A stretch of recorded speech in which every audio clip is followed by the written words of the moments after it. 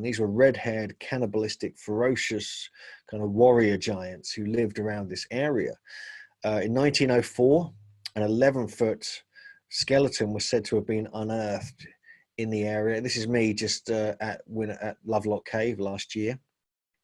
But an over 11-foot giant was discovered in this area. And this is actually Lovelock Cave, where from 1911 onwards, hundreds of accounts of stories of skeletons, bones, loads of artifacts, 10,000 artifacts were found within this cave.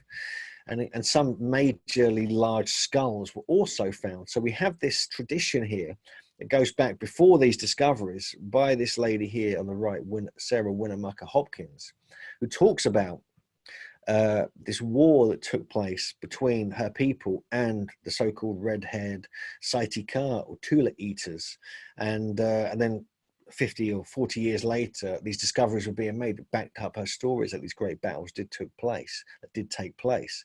More evidence emerged when I was looking around some museums. This is actually at the main museum, the county museum in Nevada, in Carson City, and this on the left here is one of the sandals that were found at Lovelock Cave. And this would, I think this is size, what's it say there? Size 29. So it would be someone over 9 feet tall, we think. And so the fact that we're finding evidence on display at a museum, and then they make a joke about it called Bigfoot in the Great Basin, but actually they realize that they probably have more evidence than this all stashed away. Including things like this are actually on display, these great giant pestle and mortars. But there's a lot going on here, and it's just not being researched. It's been brushed under the carpet. And also secret societies may have got involved. We have a story that one of the giant skeleton mummies, which many of them were mummified, this one was actually taken away to the Fallon Fraternal Society, boiled down, and the skeleton was then used in rituals. Also in this area, we have the great Winnemucca petroglyphs. And these are like up to 14,800 years old, potentially between then that date and 10,500 years old. Next to the other side of Pyramid Lake, next to Winnemucca Lake. And these are giant carved petroglyphs, which J.J. Ainsworth has been doing a lot of research on. And we visited here last year, had a thorough investigation. We've got a video up on YouTube. You can check it out. But we concluded that these were carved by giants. I mean, it sounds crazy. It sounds like a jump into conclusions. But we've seen a lot of petroglyph sites around the country and around the world. And these are ridiculous. These are ridiculously large, very high up, created by large hands. This is not just created by the local Paiutes, and they admit that there was something going on here long before they arrived, just 800 or 900 years ago. Also in the area there, I was flying around in my jetpack, and I spotted this. Now, this is a great geoglyph, which I found on the lake bed near Winnemucca. Here's a close-up of it here. And this has never been recorded, never researched, and we intend to investigate this because this could give some clues as to who was really involved here, going back that far back. This is the so-called pyramid of Pyramid Lake. This is the so-called Sphinx of Pyramid Lake, amazingly. And around this area, we have some of the oldest human remains found in the Americas. And you can see those listed in the graphic on the bottom left there, including Spirit Cave, which I also visited on my travels, Kennewick Man. And these are all very, very interesting because some of these have red hair. Some of them clearly are not classic Native American genes. There's very unusual migrations moving in and out of this part of the world, which we get into a lot in our first book, Giants on Record. There's even this brilliant thing I spotted in the Fortean Times. This is back from like 1993. Someone sent me this, and I'm actually a subscriber to the Fortean Times. It's a British paranormal publication, and it has some really good examples. Actually, some of the accounts that we've been investigating. So this has been known about for a while, since at least the early 90s. And even John Michel, who was my mentor in Britain here, has written about these. But this particular one here, this Lompoc Rancho account, is very, very intriguing. It's a 12-foot skeleton, potentially dug up in 1833 with double rows of teeth and all these strange artifacts. I actually went to Lompoc Rancho in California. It's north of Los Angeles. And now it's the Vandenberg Air Force Base, so you can't go in there, especially if you're looking for 12-foot giants. But there's many more found all over this part of Southern California, not just Lompoc Rancho. We actually met a gentleman on a recent visit to California when I was speaking at Contact in the Desert, and we met up with this guy. We've done research on Catalina Island where hundreds of accounts of giants have been found. But he came up with this, and he showed us this giant pieces of bone. This is a normal size skull. I can't really give his name away, but he's until we get these analyzed. But the skull is a standard human skull, and you can see the side of the skull, the bone there, and how small it is on the skull compared to how big it is in these fragments that he's acquired. And this was found north of Lompoc Rancho, not too far from there. It could even be the Lompoc Rancho giant. The size of this is remarkable. We have this side bone of the skull. I forget the exact name. We also have like one of the ear bones, which is clearly about twice or three times the size, and also massive teeth, which we don't know what these are. I've shown these to a couple of anthropologists. They suggest they could be bear teeth, but we've come across double rows of teeth, as in the Lompoc Rancho account. Some stories that they do have double teeth like this, so they actually join together. So more research needs to be done, but this is potentially the real evidence and potentially the DNA we can retrieve from this to actually get some solid proof as to who these giants really were. The double rows of teeth thing is quite interesting in itself. We find this all over North America. We do a whole chapter in our book about this. Numerous accounts here. By the way, this one on the right there is actually a recreation we did for the TV show. The person on the left there is actually a person, and that's quite worrying. But I've actually met people who've had double rows, who've had them removed when they were young. And many of them have giant traits. And after they read the book and saw the TV show, they actually realized that it's a reality. The giant genes are still all around North America. Some of the accounts here just shows you we have many of these. We do a whole chapter in the book about this. Academic sources, dentists and doctors writing about it. We've been, debated with by certain anthropologists, which is now Jim's friend for some reason. And there's a problem here because, some researchers, this anthropologist believes, no, it's just the parlance of the time. It's the way people spoke. They described 2 rows of teeth. They meant the upper and lower jaw and things like this. But it doesn't make sense when you got a description of 3 rows of teeth on the upper jaw, which we found in Amelia Island off the coast of Florida, for instance. Here's another map put together by C. Hall, who's mapped where they've been found. So they're found all over North America, a whole bunch of them up in New England, Jim's area. So it really does seem like it's one of the traits of the giants, which we go into detail in the book. This image here is actually from 1828, from David Cusick's Sketches of Ancient History of the Six Nations. And he was a Tuscarora artist, wrote a lot about the different myths, and he described what was called the stone giants. Now, these are really intriguing. They're cannibals, and it was said that their skin was made of stone. And they think it may have happened by rolling around in the sand and leather in their skin and things like this. But they were in Northern California. And these rock giants or stone giants are said to have dwelt in caves and terrorized the local people, as you can see in this very realistic illustration. Being one of those smaller people would not be the wise choice at this time. And we have the megafauna as well existing in North America. Now, this is something that didn't really cross our mind until we started looking into the work of Vine Deloria Jr. This is this gentleman here. He was actually the mentor of Ross Hamilton, who was our mentor. So technically, he's our mentor, even though we never met him. And his brilliant work goes way, way back. He collected accounts, stories, and traditions from many of the very aged elders of various tribes across North America, and collected them in a book called Red Earth, White Lies, and a couple of other of his books.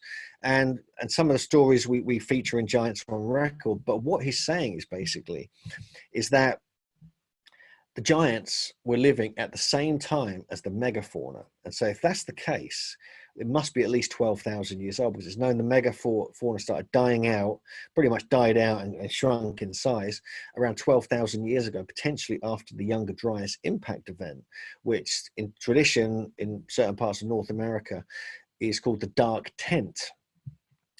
He has an account from Mississippi, for instance. There had been a tribe of cannibals who feasted on the bodies of their enemies.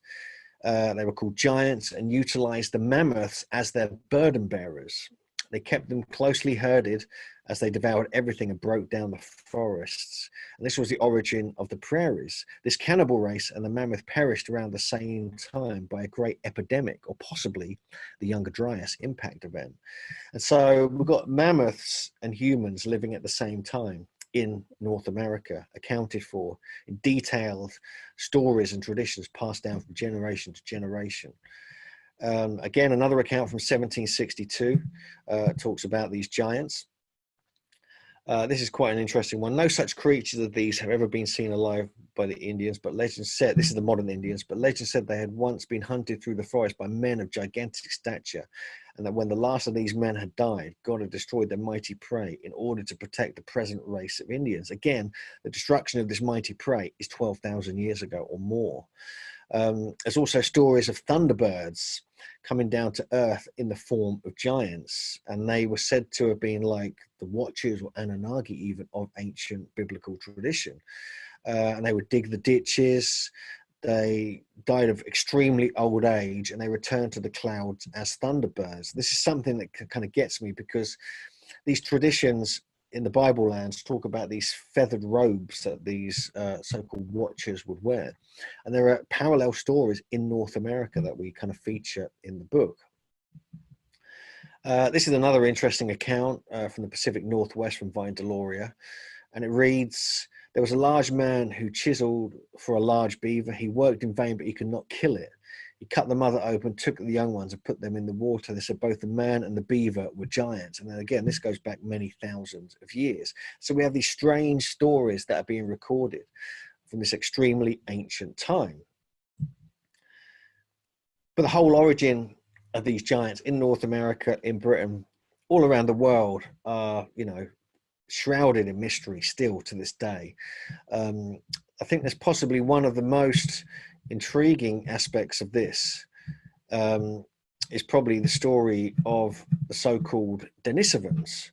Now, these teeth we see in this image here on the bottom left. This is actually a replica of the Denisovan teeth, and my hands holding them in the office of a dental anthropologist called Shara Bailey from New York University. And these were pretty much the descendants of an earlier people called Homo heidelbergensis, and these were known to have been around in South Africa, Europe, and other places at least 200,000 years ago, up to 400,000 years ago potentially. There's variations on these dates. Professor Lee Berger and also Professor Francis Thackeray, both of the university in South Africa, concluded that these giants were routinely over 7 feet tall. This goes back hundreds of thousands of years. And on the right there, the top right there, we actually have a fossilized thigh bone found, I believe, in Swaziland. And that's twice the size of a human, average human. So that's like talking 10 feet tall here. And even Cro-Magnon man, who was supposed to have emerged from nowhere in Europe around 44,000 years ago, was routinely recorded and documented as being over 7 feet tall. So we have these giants in our human timeline that are completely disregarded. And the Denisovans, there's evidence coming out now, and we've just seen a release of Andrew Collins and Greg Little's new book, friends and colleagues of ours who we've worked with over the years. And this is a sophisticated stone bracelet that was found in Denisova Cave in Siberia. Dates to at least 40,000 years old. It has drill holes in it, which shouldn't have existed at that time. It has remarkable bone needles, first one ever discovered. This is the cave itself. But these teeth are what's caused the sensation, because these teeth have over twice the chewing surface of a standard human tooth. So when it was first discovered, it was thought to be a cave bear. And that's certainly not the case, because they realized it was actually an unknown strain of human when it was discovered.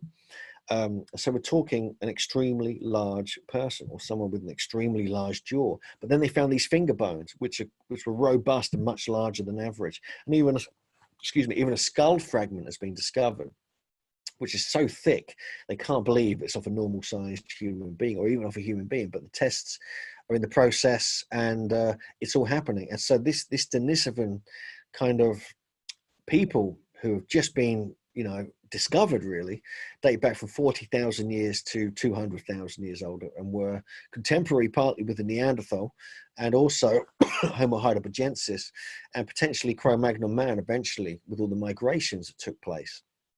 And you can see those here. This just shows you a close-up of that remarkable thigh bone that was discovered in South Africa, which is twice the size of a modern human being. And here we have the very interesting Cro-Magnon. This is one of the early kind of stories of, one of the early illustrations of Cro-Magnon man. Now let's think about this for a moment, because Cro-Magnon man is who we are really. We are descended from Cro-Magnon man. That's what pretty much took over the planet 44,000 years ago onwards, and he emerged out of nowhere. He didn't have any predecessors really, unless Denisovan ends up being one around. And so I'm simplifying it here. We go into detail in the book, obviously, but there's something mysterious about this, because where did he come from 44,000 years ago? That's the big question. The problem is that there are Cro-Magnon style tools, there are Cro-Magnon style skulls, and other pieces of the human skeleton were found in North America over 44,000 years ago, going back to 70,000, potentially 130,000 years. So how can that be? How can there be earlier people in the Americas before Cro-Magnon emerged in Europe? Because until recently, it was only thought that America was completely uninhabited until the arrival of the Native Americans across the Bering Land Bridge, which has now been pretty much proven not to be the case. We have a fantastic book by Graham Hancock, America Before. It's going to be featured in Denisovan Origins. We feature it in Giants on Record, putting it out there that actually civilization in America is tens of thousands, if not hundreds of thousands years older in some cases than previously thought. And so the influence in Europe could have come from North America. And this is the theory put together in the 1980s, originally by Jeffrey Goodman in his book, I've completely forgotten the name of it, American Genesis. And so we need to kind of look at this again. And I think this is one of the important aspects of researching this. But we're not going to go too much into the origins, but I think what we will see is that there is a Nephilim connection to North America. Now, this sounds kind of crazy. People kind of laugh at me when I say things like this. But there is some strange occurrences, strange discoveries found in North America. One of these is the Grave Creek Stone. This was found in a wonderful mound in West Virginia near a place called Wheeling. I visited this back in 2012. Over 8 foot, maybe a 9 foot skeleton, and other skeletons were found in here with these remarkable jaws and bones and artifacts. But one of these artifacts was the Grave Creek tablet or stone, which was found here. Now, this is intriguing in itself because according to the author of America BC, Barry Fell, who's a Harvard guy, he pronounced it was Phoenician or Punic, but so potentially Canaanite. And so we're looking straight away, for those that realize this, is that there's a direct connection with the area of the Bible lands hidden within a mound, probably buried there a couple of thousand, maybe 3,000 years ago. It's thought it possibly is an Adena mound, which is one of the older ones we find in North America. So we have this, suddenly there's a connection with this potential writing. Other researchers like Alan Wilson, Baron Blackett, and others have suggested this writing may actually even be Welsh, connected with the Phoenicians or Canaanites. So there's a whole story still emerging, still not concluded about this, but this has caused one of the sensations, which should cause a sensation, as to the origins of the giants in North America.